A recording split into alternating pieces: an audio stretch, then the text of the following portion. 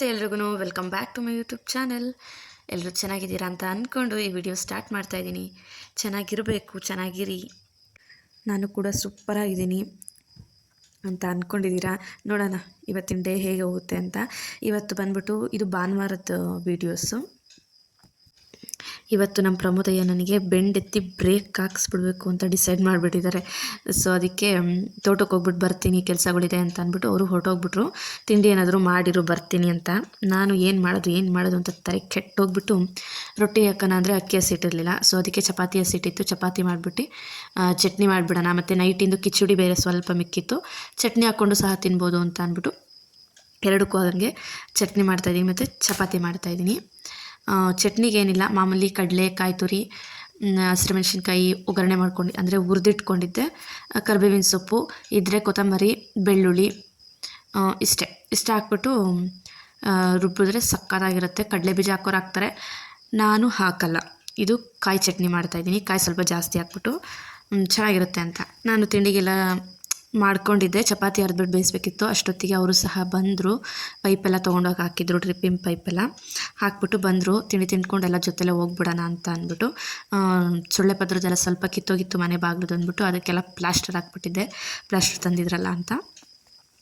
ಇನ್ನು ಸ್ವಲ್ಪ ಇತ್ತು ಅಲ್ಲೇ, ಮನೆ ಹತ್ರ ಬಿಟ್ಟೋಗಿದ್ರು, ಎಲ್ಲ ಒಟ್ಟಿಗೆ ಎತ್ಕೊಂಡು ಹೋಗೋಕ್ಕಾಗಲ್ವಲ್ಲ, ಅದಕ್ಕೇ ತಿಂಡಿ ತಿಂದ್ಕೊಂಡು ಪಾಪುನ ನಮ್ಮ ಅತ್ತೆ ಬಂದಿದ್ದರು ಮನೆ ಹತ್ರ, ಅವ್ರಿಗೂ ತಿಂಡಿ ಹಾಕ್ಕೊಟ್ಟು ಅವರಲ್ಲೇ ತಿಂಡಿ ತಿಂದ್ರಲ್ಲ, ಜೊತೆಗೆ ಹಂಗೆ ಪಾಪನ ಕರ್ಕೊಂಡೋಗ್ರಿ ಅಂತ ಹೇಳ್ಬಿಟ್ಟು ಕಳಿಸ್ಬಿಟ್ಟೆ. ನಾನು ಇನ್ನೊಂದೆರಡು ಚಪಾತಿ ಇತ್ತು, ಅದನ್ನು ಬಾಕ್ಸ್ಗೆ ಹಾಕ್ಕೊಂಡು ಚೀರು ಅಲ್ಲಿ ಹೊಟ್ಟೆ ಹಸಿ ಅಂತಾನೆ ಅಂದ್ಬಿಟ್ಟು ಬಾಕ್ಸ್ಗೆ ಹಾಕ್ಕೊಂಡು ಮತ್ತು ನೀರಿನ ಬಾಟ್ಲೆಲ್ಲ ತೊಗೊಂಡು ನಾನು ವೀಡಿಯೋ ಮಾಡ್ಕೊಂಡಂಗೆ ಹೋಗ್ತಾಯಿದ್ದೀನಿ. ನನ್ನ ಮಗನೂ ಪ್ರಮೋದವರು ಏನಿವತ್ತು ಒಂದೇ ದಿವಸಕ್ಕೆ ಎಲ್ಲ ಕೆಲಸ ಮುಗಿಸ್ಬಿಡ್ತಾರೇನೋ ಅಂತ ಬೇಗ ಹೋಗ್ತಾ ಇದ್ದಾರೆ.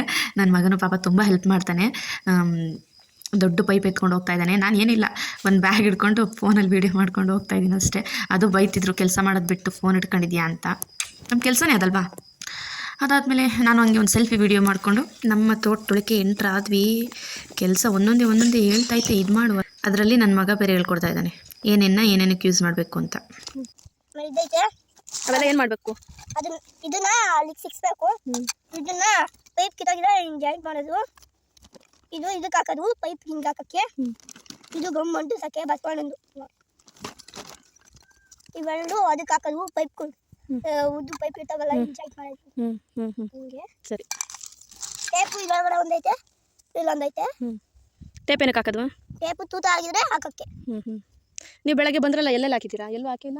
ಇವಾಗ ಹಾಕಲ್ಲ, ಕಿತ್ತೋಗಿದ್ರೆ ಅದೇ ಇದನ್ನ ಕಟ್ ಮಾಡ್ತೈತಲ್ಲ, ಆ ಪೈಪ್ಗಳೆಲ್ಲ ತೆಗಿತೈತಲ್ಲ ಹಳೇದು ಸಣ್ಣವು ಇಂಥವಕ್ಕೆ ತೆಗೆದ್ಬಿಟ್ಟು ಹಾಕೋದು. ಸರಿ. ಬೆಳಗ್ಗೆ ನೀವೆಲ್ಲ ಬಂದು ಇದೆಲ್ಲ ಮಾಡಿದ್ರ? ಪೈಪಿಂದೆಲ್ಲ ಹೇಳಿದ್ರಾ? ಪೈಪಿಂದ ಮಾಡಿದ್ವಿ, ಇನ್ನ ಮಾಡ್ಬೇಕು. ಪೈಪಿಂದೆಲ್ಲ ಆದ್ಮೇಲೆ ಪೈಪ್ಗೆ ಇವೆರಡು ಸೈಡ್ ಐತೆ, ಇದೆಲ್ಲ ಲಾಸ್ಟಿಗೆ ಮಾಡೋದು, ಗಮ್ಮ ಹಾಕೋದೆಲ್ಲ ಲಾಸ್ಟಿಗೆ ಮಾಡೋದು. ಹೌದಾ? ಇದೆಲ್ಲ ಲಾಸ್ಟಿಗೆ ಮಾಡ್ತೀವಿ. ಅದು ತೂತ ಐತಲ್ಲ, ಅದಕ್ಕೆ ಅಲ್ಲಿ ಐತಲ್ಲ ಕಾಲಲ್ಲಿ ತೋರಿಸ್ತಿದ್ರಿ, ಇದೈತಲ್ಲ ಇದಕ್ಕೆ ಕ್ಯಾಪ್ ಹಾಕ್ಬಿಟ್ಟು ಇಲ್ಲಿ ಗಮ್ಮ ಹಾಕೋದು, ಒಳಗೆ ತೋರಿಸ್ತಿದ್ರಿ. ತೆಗಿಬೇಡ, ಇಷ್ಟೇ. ಇದನ್ನ ಓಪನ್ ಮಾಡಿ ಹಾಕ್ಬೇಕು, ಇದನ್ನ ಓಪನ್ ಮಾಡಿ ಗಮ್ಮ ಹಾಕ್ಬೇಕು. ಇದನ್ನ ಓಪನ್ ಮಾಡಬೇಕು, ಇದನ್ನ ಬಾಯಿ ತೆಗಿಬೇಕು, ಬಾಯಿಗೆ ಹೋಗ್ಬಿಡ್ತೈತೆ ಗಮ್ಮ ಮಗರೆ. ಸರಿನಾ? ಹುಷಾರು. ಹಿಂಗೆ ಹಾಕ್ಬೇಕು. ಸರಿನಾ?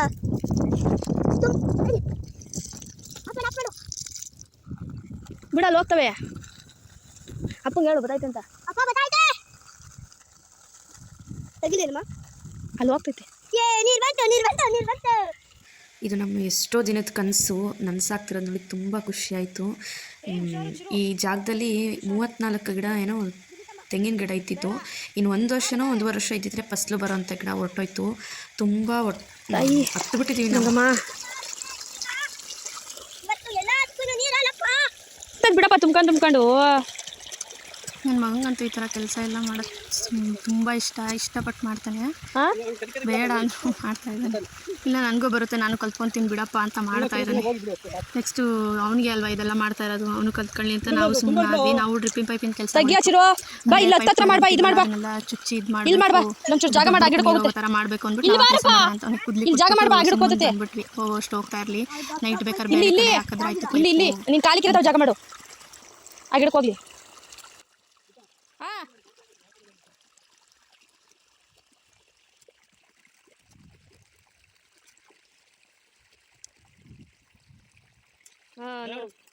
ಸಾಕು ಬಾ. ಬಾರಪ್ಪ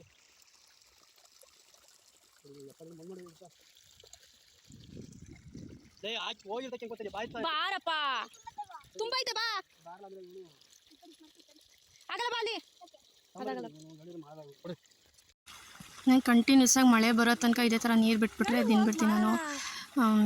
ಯಾವಾಗ ಅಂದರೆ ನೀರು ಬಿಡ್ತಾ ಇರಬೇಕು. ಮಳೆಗಾಲ ಶುರು ಆಯಿತು ಅಂದರೆ ಅವಾಗ ಕಂಟಿನ್ಯೂಸ್ ಆಗಿ ನೀರು ಬರುತ್ತಲ್ಲ, ಮಳೆ ನೀರು, ಆವಾಗ ಗಿಡ ಹತ್ಕೊಂಡ್ಬಿಡುತ್ತೆ. ಅದಾದಮೇಲೆ ಮತ್ತೆ ಬೇಸಿಗೆ ಬಂದಾಗ ನಾವು ಈ ಥರ ಡ್ರಿಪ್ ಪೈಪಲ್ಲಿ ನೀರು ಮಾಡಬೇಕಾಗುತ್ತೆ. ಅಕಸ್ಮಾತ್ ಮಳೆ ಬರಲಿಲ್ಲ ಅಂದರೆ ಡ್ರಿಪ್ ಪೈಪಲ್ಲಿ ಬಿಡಲೇಬೇಕು. ಮಳೆ ಬಂತು ಅಂದರೆ ಏನೂ ನೆಸೆಸಿಟಿ ಇರಲ್ಲ. ಬಟ್ ಆದರೂ ನಾವು ಈಗಲೇ ಮಾಡಿಬಿಟ್ರೆ ಒಳ್ಳೇದಲ್ವಾ ಅಂತ ಅಂದ್ಬಿಟ್ಟು, ಅಕಸ್ಮಾತ್ ಮಳೆ ಬರಲಿಲ್ಲ ಅಂದರೂ ಈ ಡ್ರಿಪ್ ಪೈಪಲ್ಲಾರ ನೀರು ಬಿಡ್ಬೋದು ಅಂತ ಎಲ್ಲ ರೆಡಿ ಮಾಡಿ ಹಾಕ್ಬಿಟ್ಬಿಡೋಣ ಅಂತ. ಇನ್ನೂ ಆಗ್ತಾ ಇರೋದಷ್ಟೇ. ಅದನ್ನು ಇನ್ನೂ ಕೆಲವೊಂದು ಹಳೆ ಪೈಪ್ಗಳೆಲ್ಲ ಹಾಕಿದ್ವಿ, ಅದರಲ್ಲೆಲ್ಲ ಕಸ ಕಟ್ಕೊಂಡಿರುತ್ತೆ, ಅದನ್ನೆಲ್ಲ ಕ್ಲೀನ್ ಮಾಡಬೇಕು.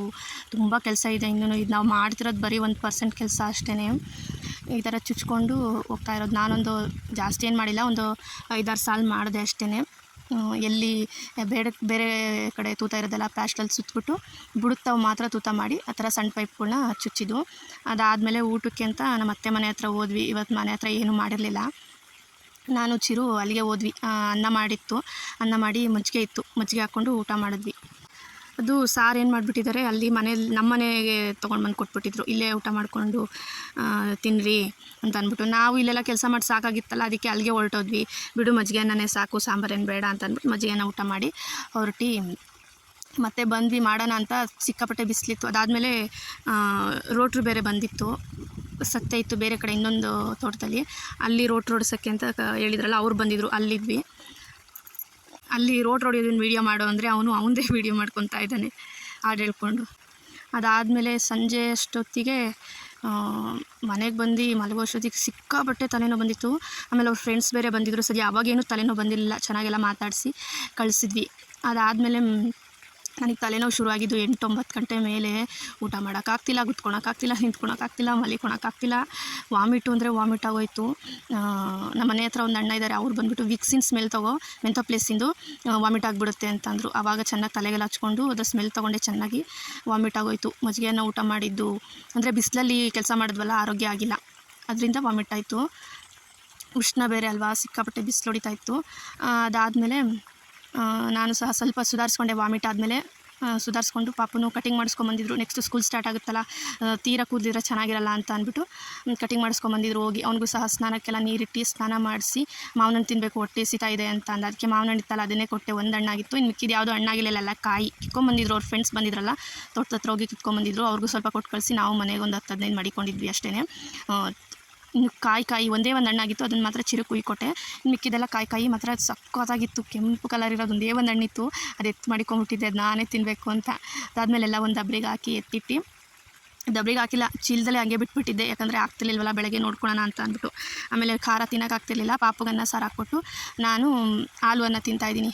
ಖಾರ ಗಂಟ್ಲು ವಾಮಿಟ್ ಆಗಿರೋದಕ್ಕೆ ಖಾರ ಆಗ್ತಿತ್ತಲ್ಲ, ಅದಕ್ಕೇ ಊಟ ಮಾಡಿ ಅವನು ಸಹ ಮಾತ್ರೆ ನುಂಗಬೇಕಿತ್ತು. ಮಾತ್ರೆ ನುಂಗ್ದ. ಅವ್ನು ನುಂಗೋದು ಇದೇ ಮಾತ್ರೆ. ಹೇಳ್ಬೇಕು ಹೇಳ್ಬಾರ್ದು ನನಗೆ ಗೊತ್ತಿಲ್ಲ. ಒಂದು ಶೀಟು 450 ರೂಪಾಯಿ. ಅಂದರೆ ನಮಗೆ ಗೊತ್ತಿರೋರ ಕಡೆಯಿಂದ ತೊಗೊಳೋದ್ರಿಂದ ಒಂದು ಅರ್ಧ ರೇಟಿಗೆ ಕೊಡಿಸ್ತಾರೆ ಅಷ್ಟೇ. ಸೊ ಇವತ್ತಿನ ವ್ಲಾಗ್ ಇಲ್ಲಿಗೆ ಎಂಡ್ ಮಾಡ್ತಾಯಿದ್ದೀನಿ. ಕೊನೆ ತನಕ ವಿಡಿಯೋ ನೋಡಿದ್ದಕ್ಕೆ ಥ್ಯಾಂಕ್ ಯು.